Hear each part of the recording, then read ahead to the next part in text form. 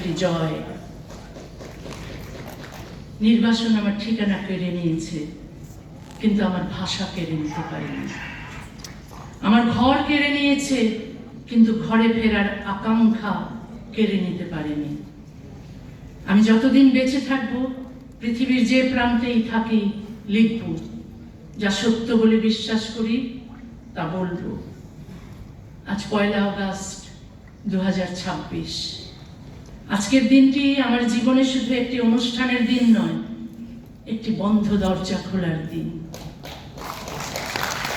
ইতিহাস যেমন মনে রাখে কারা দরজা বন্ধ করেছিল, ইতিহাস তেমনি মনে রাখে কারা দরজা খুলেছিল।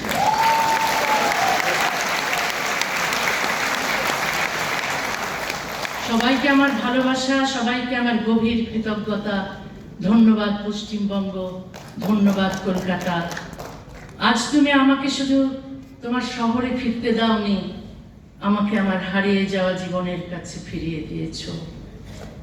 আজ আবার আমি বলতে পারি, শেষ পর্যন্ত কোনো মানচিত্র নয়, মানুষের ভালোবাসাই আমার দেশ।